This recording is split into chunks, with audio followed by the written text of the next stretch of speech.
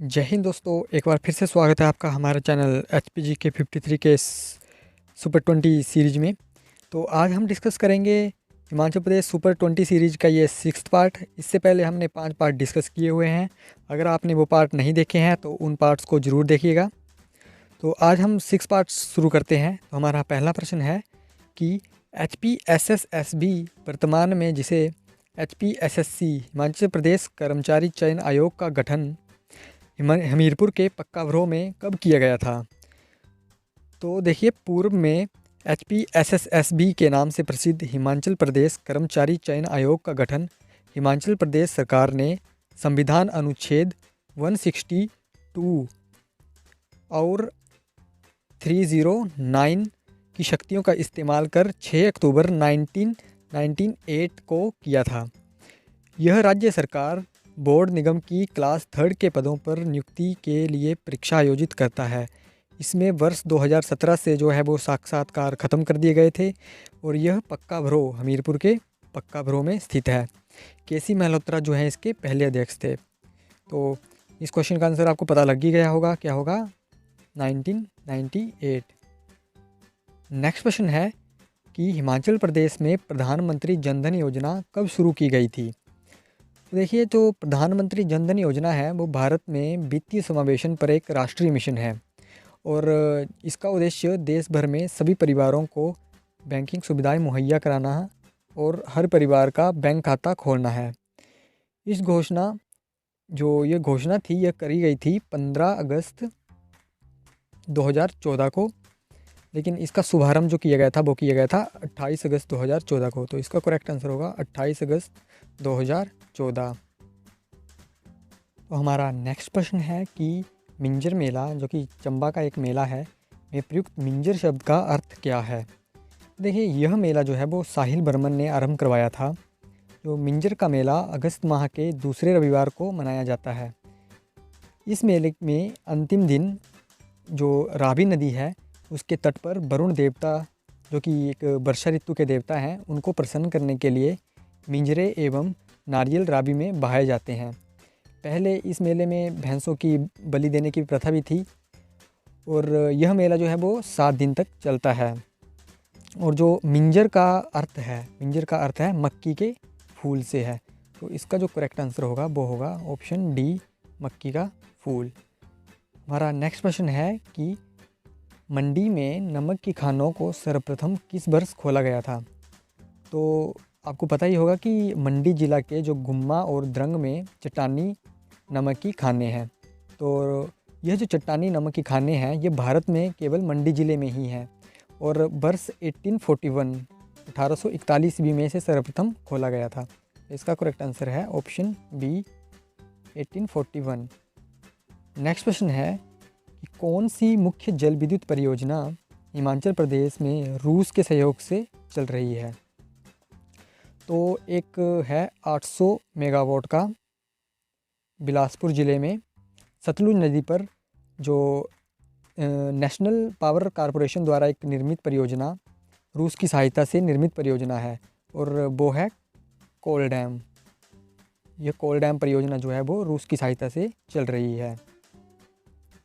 हमारा नेक्स्ट प्रश्न है कि किस शासक ने दिल्ली सल्तनत के सभी शासकों में सर्वाधिक लंबे समय तक 38 वर्षों तक शासन किया था। तो देखिए, जो बहलोल लोधी हैं, बहलोल लोधी दिल्ली सल्तनत के सभी शासकों में सर्वाधिक लंबे समय तक शासन करने वाले शासक थे। उन्होंने अपने शासनकाल में दिल्ली सल्तनत की खोई हुई प्रतिष्ठा को पुनर्स्थापित किया था और यह जो है वो इन्होंने जो है वो लोधी वंश की स्थापना की हुई थी। दिल्ली सल्तनत में शासन करने वाला वह प्रथम अफगान वंश था।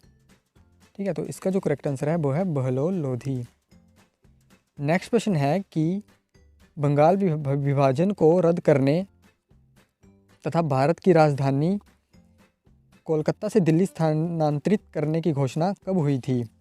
देखिए, जो इंग्लैंड के सम्राट थे जॉर्ज पंचम एवं महारानी मेरी, उनके स्वागत में 1911 ईस्वी में दिल्ली में एक भव्य दरबार का आयोजन किया गया था। 1911 ईस्वी में यह किया गया था। तो इस दरबार में बंगाल विभाजन को रद्द करने तथा भारत की राजधानी को कलकत्ता से दिल्ली स्थानांतरित करने की घोषणा भी हुई थी। तो इसका जो करेक्ट आंसर है वो है ऑप्शन सी। हमारा नेक्स्ट क्वेश्चन है कि संसद में शून्यकाल का समय कितना रखा जाता है। देखिए, संसद में दो टाइप के काल होते हैं, एक प्रश्नकाल होता है और एक शून्यकाल होता है। तो प्रश्नकाल जो होता है वो आमतौर पर प्रतिदिन सदन की कार्यवाही का प्रथम घंटा 11 से 12 बजे प्रश्नकाल होता है। इस काल में प्रश्नों के माध्यम से राष्ट्रीय और अंतर्राष्ट्रीय सभी बातों के संबंध में सूचना प्राप्त की जा सकती है। और जो शून्यकाल होता है हमारा, शून्यकाल जो है वो सामान्यतः प्रश्नकाल के बाद लगभग 1 घंटे का समय है, जो कि 12 बजे से 1 बजे शून्यकाल के रूप में रखा जाता है। इस समय में विचार के लिए विषय पहले से निर्धारित नहीं होता है। इस समय में बिना पूर्व सूचना के सदस्य द्वारा सार्वजनिक हित का कोई ऐसा कोई भी प्रश्न जो है वो उठाया जा सकता है जिस पर तुरंत विचार आवश्यक समझा जाए। ठीक है, तो इसका जो करेक्ट आंसर होगा वो होगा ऑप्शन बी, 1 घंटा। नेक्स्ट प्रश्न है कि एशिया में क्षेत्रफल की दृष्टि से सबसे छोटा देश कौन सा है। देखिए, एशिया में क्षेत्रफल की दृष्टि से सबसे छोटा देश है वो है मालदीव, और जो क्षेत्रफल की दृष्टि से सबसे बड़ा देश है वो है चीन। चीन जो है वो सबसे बड़ा देश है। और एशिया में विश्व की जो सर्वाधिक जनसंख्या वाला देश है वो भी चीन है। और सर्वाधिक जनसंख्या घनत्व वाला देश जो है वो है मकाऊ, सर्वाधिक जनसंख्या घनत्व वाला देश। ठीक है, तो इसका जो करेक्ट आंसर है वो है ऑप्शन बी इस क्वेश्चन का। ठीक है, नेक्स्ट प्रश्न है कि भारत में 25 पैसे तथा इससे कम मूल्य के सभी सिक्कों का परिचालन कब से बंद हो गया है। देखिए, आपको पता ही होगा कि 1000 रुपये के नोटों का परिचालन जो है वो 8 नवंबर 2016 से बंद हो गया है। इसी तरह 25 पैसे तथा इससे कम मूल्य के सभी सिक्कों का परिचालन जो है वो जुलाई 2011 से बंद हो गया है। और इसका मतलब है कि देश में अब जो 50 पैसे का सिक्का है सबसे कम मूल्य की विधिग्राह मुद्रा है, सबसे कम मूल्य जो है वो 50 पैसे का ही है। ठीक है, नेक्स्ट प्रश्न है कि एक पतली और मजबूत डोरी जो पेशी को अस्थि से जोड़ती है, मसल को बोन से जोड़ती है, क्या कहलाती है। देखिए, ये कहलाती है टेंडन। जो टेंडन होती है वो एक पतली सी और मजबूत डोरी होती है जो पेशी को अस्थि से जोड़ती है। और एक होता है लिगामेंट। जो लिगामेंट होता है वो होता है एक उत्तक जो अस्थियों को आपस में जोड़ता है। Bone to bone connection ligament करता है और मसल टू बोन जो है वो टेंडन करता है। तो इस प्रश्न का जो करेक्ट आंसर है वो है ऑप्शन बी, टेंडन।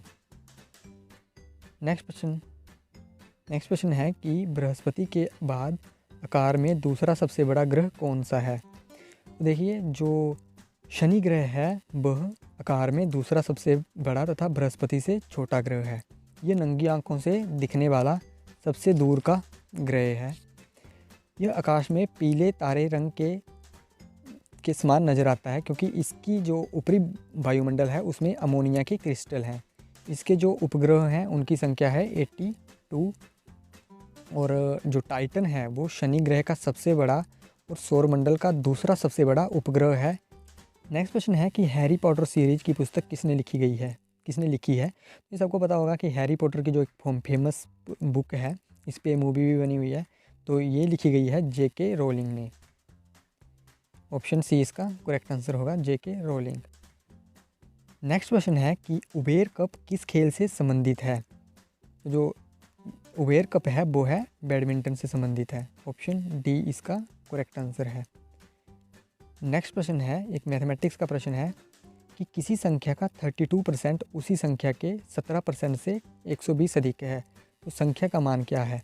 देखिए, इस प्रश्न में ही उत्तर दिया हुआ है कि एक कोई संख्या है उसका 32% उसी संख्या के 17% से 120 अधिक है। अगर वो संख्या 100 मान लो, आप एक समझाने के लिए बोल रहा हूँ, 100 है तो उसका जो 32% है इसी 100 के 17% से 120 अधिक है। ठीक है, तो देखिए यहाँ पे 17% और 32% इसका डिफरेंस कितना है, और ये जो डिफरेंस है वो यही तो दिया हुआ है। तो ये 15 जो है वो बराबर है 120 के। तो यहाँ से जो 15% है वो 120 के बराबर है। 1% किसके बराबर हो गया, 15 × 120। एक 8 के बराबर हो गया 1%, और जो हमारा 100% आएगा वो होगा किसके बराबर, 800 के बराबर। तो इसका जो करेक्ट आंसर हो गया वो हो गया ऑप्शन डी। चलो नेक्स्ट क्वेश्चन देखते हैं कि यदि चीनी की कीमत में 25% की वृद्धि हुई तो यह ज्ञात करें कि एक परिवार को अपने खर्च में वृद्धि न करने के लिए चीनी की खपत को कितना प्रतिशत कम करना चाहिए। इसमें पूछा गया है कि चीनी की जो कीमत है उसमें 25% की वृद्धि हो गई, और एक परिवार जो है वो खर्च में वृद्धि नहीं करना चाहता है और वो चीनी की खपत को कम करेगा खर्चा। अब देखिए चीनी की जो कीमत है वो बढ़ गई है, तो उन्हें जो है वो खपत मतलब चीनी कम खानी पड़ेगी, ठीक है, ताकि उनका जो खर्च हो वो सेम ही रहे, वृद्धि ना हो। तो इसका जो सोल्यूशन है हमने किया हुआ है आगे। देखिए वृद्धि 25% है, जो कि 25% को हम 1/4 लिख सकते हैं। देखिए कीमत पहले कितनी थी चीनी की, 4 थी, अब हो गई 25% बढ़ गई तो 5 हो गई, ठीक है। जो खपत होती है वो इसका रिवर्स होती है, ठीक है, रिवर्स हो गई। तो पहले खपत 5 यूनिट थी, अब खपत 4 यूनिट है। कितना डिफरेंस आ रहा है, यहाँ आ रहा है 1 यूनिट का डिफरेंस, ठीक है। तो 1 यूनिट का डिफरेंस पहले के रिस्पेक्ट में आ रहा है, तो 1/5 ये आ गया आपका 20%। मतलब कि अगर वो 20% जो है वो खपत में कमी लाएंगे तो उनका जो खर्चा है वो उतना ही रहेगा, ठीक है। तो इसका जो करेक्ट आंसर हो गया वो हो गया हमारा 20%। ऑप्शन बी इसका करेक्ट है। नेक्स्ट क्वेश्चन देखेंगे, ये क्लॉक का प्रश्न है, रीजनिंग का क्वेश्चन है कि at 3:40 find out the angle between minute hand and hour hand.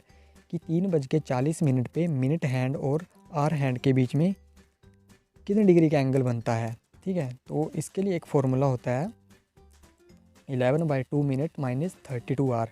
बस यहाँ पे वैल्यू पुट करनी है मिनट्स की और आवर्स की, ठीक है। तो 11/2 × 40, ये 40 यहाँ आ गया और ये 3 यहाँ आ गया। इसको सॉल्व किया तो ये आ गया 130 आंसर। तो यहाँ पे हमारा जो करेक्ट आंसर है वो है ऑप्शन ए 130। नेक्स्ट क्वेश्चन है कि समास किसे कहते हैं।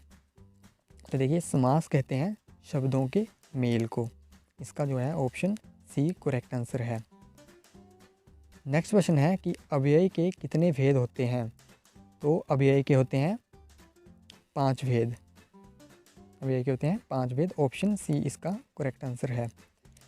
नेक्स्ट क्वेश्चन जो है कि आपके लिए है ये, आपको इसका जो आंसर है वो कमेंट बॉक्स में टाइप करके बताना है।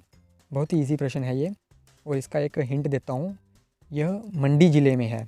यह परियोजना जो है मंडी ज़िले में है। अब मैं क्वेश्चन पढ़ देता हूँ कि हिमाचल प्रदेश की एक जल विद्युत परियोजना इस अर्थ में अनोखी है कि यद्यपि भौगोलिक रूप से वह हिमाचल के हिस्से में स्थित है, किंतु उस क्षेत्र का जो प्रशासन पंजाब के कानूनों के अनुसार संचालित होता है, वह परियोजना कौन सी है। तो इसका हिंट मैंने दे दिया है, ये मंडी ज़िले में है।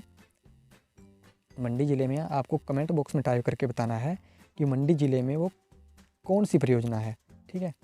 तो गाइज़ अभी हमने देखे ये 20 क्वेश्चन, जिसमें कि हिमाचल प्रदेश जीके, मैथ्स और रीजनिंग के क्वेश्चन जो हैं और हिंदी के क्वेश्चन जो हैं वो ऐड किए गए थे। आपको ये वीडियो कैसी लगी हमें कमेंट में लिख के ज़रूर बताएं, और इस वीडियो को ज़्यादा से ज़्यादा शेयर करें, वीडियो को लाइक करें और चैनल को सब्सक्राइब करें। आप हमसे टेलीग्राम, व्हाट्सएप और फेसबुक, इंस्टाग्राम में भी जुड़ सकते हैं, और इसकी जो PDF है वो आपको टेलीग्राम में प्रोवाइड कर दी जाएगी। इसका लिंक जो है वो डिस्क्रिप्शन बॉक्स में डाल दिया जाएगा। अभी के लिए धन्यवाद।